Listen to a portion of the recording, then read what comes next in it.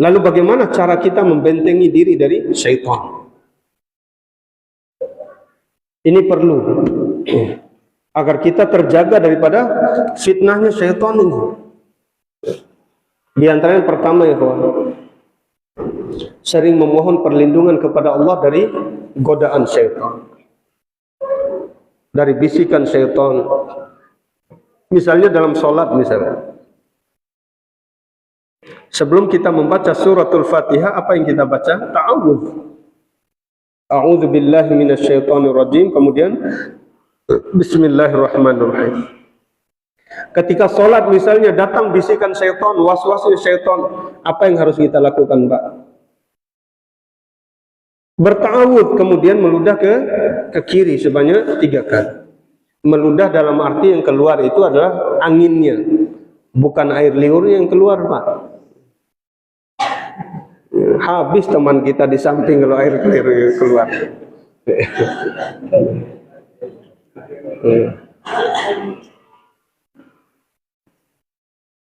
Mending air liur Nabi, ini air liur kita.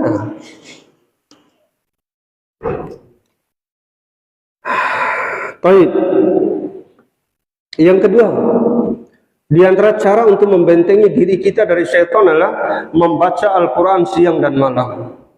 Tidak akan mungkin tersesat apabila orang itu hidup bersama Al-Quran. Allah Ta'ala berfirman, وَلَا يَضِلُّ رَبِّي وَلَا يَشْقَى.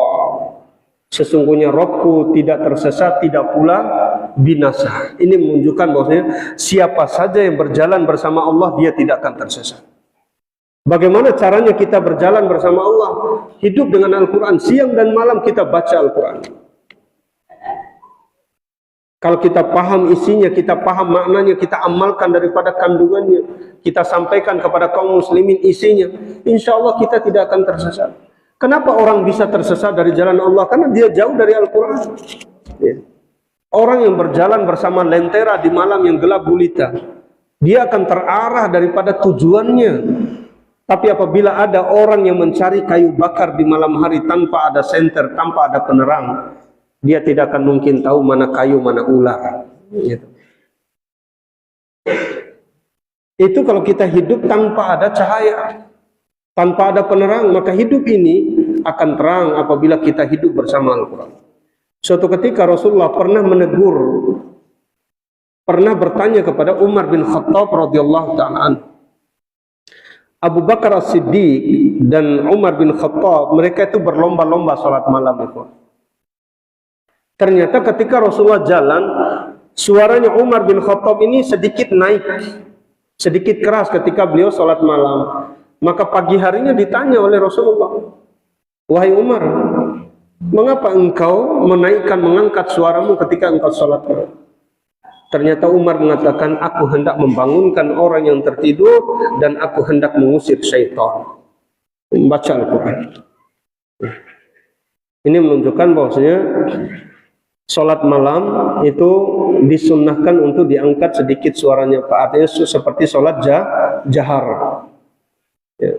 Saya lebih condong kepada pendapat ini. Itu setiap sholat-sholat sunnah yang memang kita di situ dianjurkan untuk membaca surat yang panjang, itu dianjurkan untuk dijahar. Ya. Sholat yang dilakukan di malam hari. Kemudian yang ketiga, di antara cara untuk membentengi diri kita dari syaitan adalah membaca suratul Baqarah. Rasulullah SAW bersabda, "La taj'alu buyutakum maqabira, innal baita alladhi tuqra'u fihi suratul Baqarah, inna syaitana yanfiru minal baiti alladhi tuqra'u fihi suratul Baqarah." Jangan kalian menjadikan rumah-rumah kalian seperti kuburan, sesungguhnya rumah yang dibacakan di dalamnya surat Al-Baqarah itu syaitan akan lari. Kemudian selanjutnya membaca ayatul kursi, ya, membaca ayat kursi. Ya, ayat kursi ini ayat yang paling agung di dalam Al-Quran. Ya. Suatu hari Rasulullah pernah bertanya kepada Abul Mundir dari Abu Hurairah radhiyallahu ta'ala anhu. Dari Abul Mundir ini nama seorang sahabat kunyahnya. Wahai Abul Mundir, coba engkau sebutkan ayat di dalam Al-Quran yang paling utama. Maka dia mengatakan Allah wa rasuluhu a'lam, Allah dan Rasulnya lebih tahu. Diulangi lagi oleh Rasulullah. Coba engkau sampaikan ayat apa yang paling utama di dalam Al-Quran. Maka Abul Munzir mengatakan Allahu la ilaha illa huwal hayyul qayyum. Maka Rasulullah bersabda liyahni'akal ilmu ya Abul Munzir. Semoga ilmu ini menjadi penenang bagimu wahai Abul Munzir. Ternyata betul. Ayat yang paling utama dalam Al-Quran itu adalah ayatul kursi. Kapan saja kita dianjurkan baca ayat kursi, Pak? Yang pertama adalah setiap selesai dari sholat fardu. Itu dianjurkan. Kemudian yang kedua kapan, Pak? Zikir pagi petang kita dianjurkan untuk baca ayatul kursi. Kemudian kapan lagi? Sebelum tidur kita juga dianjurkan untuk baca ayatul kursi. Ini sebagai benteng bagi kita. Kalau orang setiap dia selesai sholat fardu membaca ayatul kursi, kata Rasulullah SAW, tidak ada yang menghalanginya kecuali kematian untuk masuk surga. Apa maksudnya itu? Kalau dia mati pasti masuk surga. Itu keutamaannya. Baca ayatul kursi setiap selesai sholat fardu. Kalau kita membaca ayatul kursi setiap sebelum kita tidur di malam hari, keutamaannya apa, Pak? Akan dijaga dari syaitan.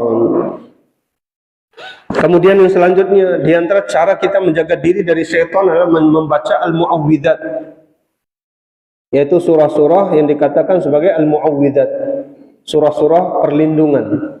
Di antaranya surah Al-Falaq, kemudian surah An-Nas. Kapan kita dianjurkan baca dua surat itu, Pak? Ketika zikir pagi sore, sebelum tidur, kemudian setiap selesai dari sholat fardu, kemudian juga ketika kita sholat, ya, setelah membaca suratul Fatihah, misalnya kita sholat sendiri, kita memilih surat, di antaranya surat Al-Falaq, An-Nas sebagai bentuk kita mohon perlindungan. Di antaranya juga ketika kita apa istilahnya, meruqyah orang, ya, kita dianjurkan untuk membaca daripada surah ini. Selanjutnya, apa yang kita baca untuk membentengi diri kita dari syaitan? Di antaranya adalah mengucapkan la ilaha illallah wahdahu la syarikalah lahul mulku wa lahul hamdu wa huwa ala kulli syai'in qadir. Berapa kali, Pak? 100 kali dalam sehari. Ya, orang yang membaca la ilaha illallah wahdahu la syarikalah lahul mulku wa lahul hamdu wa huwa ala kulli syai'in qadir sebanyak 100 kali di dalam sehari, maka dia akan mendapatkan apa? Satu, maka dia akan mendapatkan pahala seperti memerdekakan 10 orang budak. Apa keutamaan memerdekakan budak? Kemarin, Pak, kita sudah sampaikan dulu hadisnya. Orang yang memerdekakan budak itu, dia akan terbebaskan dari siksaan api neraka. Itu keutamaan memerdekakan budak. Seakan-akan dia memerdekakan 10 orang budak. Yang kedua, dituliskan baginya 100 pahala. Yang ketiga, dihapus darinya 100 dosa. Kemudian akan dijaga sepanjang harinya dari syaitan. Itu kita membaca ini, Pak. La ilaha illallah wahdahu la syarikalah lahul mulku wa lahul hamdu wa huwa ala kulli syai'in qadir. Selanjutnya, cara kita menjaga diri kita dari syaitan diantaranya adalah selalu membaca bismillah pada keadaan-keadaan tertentu. Sebagaimana pekan yang lalu kita sudah sampaikan. Kapan kita dianjurkan baca bismillah? Sebelum makan, masuk rumah, berpakaian, masuk WC, ketika seorang suami berjima dengan istrinya. Ini dianjurkan untuk membaca bismillah. Ini ikhwan yang bisa kita bahas pada malam hari ini. Semoga ilmu yang kita dengarkan bisa kita amalkan. Kita mohon taufik kepada Allah SWT agar Allah memudahkan bagi kita untuk melakukan amal-amal ketaatan. Semoga Allah menutup umur kita dengan husnul khatimah dan memasukkan kita ke dalam surganya. Allahumma amin.